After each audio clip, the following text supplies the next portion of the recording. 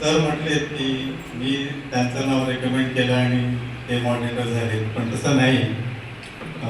Sir स्वतःच एवढे अभ्यासू आहेत की सरांचं जे काम असायचं ते काम अगदी तंतोतंत, ज्यामध्ये अगदी आपण 4-5 व्यक्ती जरी नेमले आणि चुका शोधा म्हणून सांगितलं तरी चूक मिळणार नाही, एवढं सरांचं काम तंतोतंत असायचं.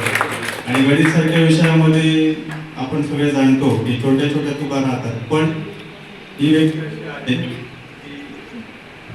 आपल्याला आज आपण 5 दिवस त्यांच्या सहवासात आहोत. या 5 दिवसात आपल्याला लक्षात आलं असेल, धीर गंभीर असलेली ही व्यक्ती फार अभ्यासू आहे. त्यांच्याकडून आपल्याला घेण्यासारखे बरेचसे गुण आहेत. मी त्याचकडे येणार होतो. आता याच आपल्या प्रशिक्षणामध्ये मान्यवरां सगळ्यांना एक आपण आदरणीय व्यासपीठ आपल्या व्यासपीठाच्या बरोबर कंटिन्यू करतोय. आपले जे मार्गदर्शक आहेत राठोड सर, हरियाण सर आणि मुदळे मॅडम, या तिघांच्याही सहवासात आपण 5 दिवस हे राष्ट्रीय शैक्षणिक धोरण आपण अभ्यासलेलं आहे. बऱ्याचशा प्रमाणात आपण व्हॉट्सअपच्या माध्यमातून राष्ट्रीय शैक्षणिक धोरणासंदर्भात समज गैरसमज आपल्या मनामध्ये निर्माण झालेले होते. या 5 दिवसामध्ये प्रत्येक घटकाला अनुसरून या तिघांनी जे आपल्या मनातील काही गैरसमज आहे ते गैरसमज दूर करण्याचा प्रयत्न केलेला आहे. मला वाटतं बऱ्याच प्रमाणात आपल्या अनेक ज्या शंका होत्या त्या शंका दूर झालेल्या असतील.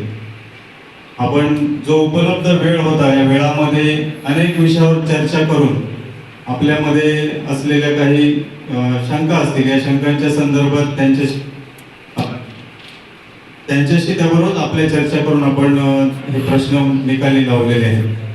हे शैक्षणिक धोरण आपण आपल्या पुढील शैक्षणिक कारकिर्दीमध्ये आपण पुढे नेणार आहोत.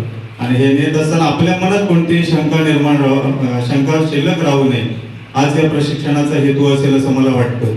आणि आणखी एक मला मुद्दा इथे उल्लेख करायचा आहे की कदम सर सगळं बोलून गेलेले आहे. तर ते जे बोलले, मला वाटतं त्यांनी प्रत्येकाचं जे वर्णन केलंय ते वर्णन म्हणजेच राष्ट्रीय शैक्षणिक धोरण 2020 असण्याची शक्यता मला वाटते. आपल्याला जसं या प्रत्येकाकडे एक स्पेशल पर्सनॅलिटी आहे, त्याचप्रमाणे आपल्याला आपला जो विद्यार्थी आहे त्या प्रत्येकाला त्याच्या कौशल्यामध्ये आपल्याला स्पेशल बनवायचं आहे. आणि आपल्याकडे अनेक जण सगळ्यांची नाव घेतली तर प्रत्येकाकडे काहीतरी स्पेशल आहे आणि ते स्पेशल आपल्याला प्रत्येक विद्यार्थ्यामध्ये आहे. ते पुढे आणण्यासाठी या शैक्षणिक धोरणामध्ये अनेक घटक जे आलेले आहेत या घटकांचा आपल्याला सगळ्यांचा विचार करायचा आहे.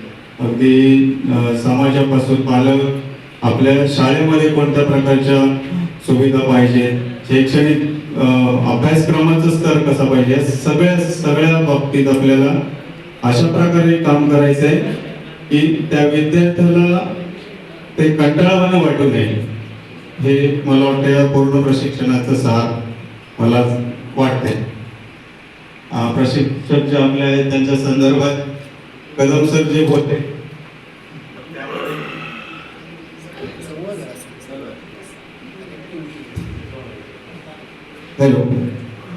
कदम सरांनी जे स्पष्ट केले त्यामध्ये फक्त आता जो मुद्दा मांडला कदम सरांनी जो मुद्दा मांडला त्यामध्ये मी आता फक्त हा एकच मला वाटलेला मुद्दा आहे की आपल्याला यांच्याकडून जे मिळालेलं आहे त्याच प्रकारचं आपल्या विद्यार्थ्यांकडून आपल्याला अपेक्षित आहे. तर या प्रशिक्षणामध्ये आपल्याला जो आपल्याला या प्रशिक्षणामधला हे जे सगळे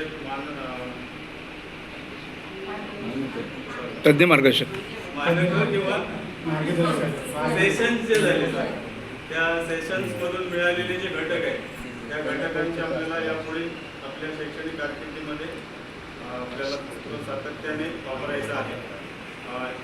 माझ्यासाठी या प्रशिक्षणाचं मी काही वेळासाठी इथे अनुपस्थित होतो, त्यामुळे तो मुद्दा पण महत्त्वाचा सांगायचा होता. त्यामुळे काही मुद्द्यांपासून मी वंचित राहिलेलो आहे, तर त्या संदर्भात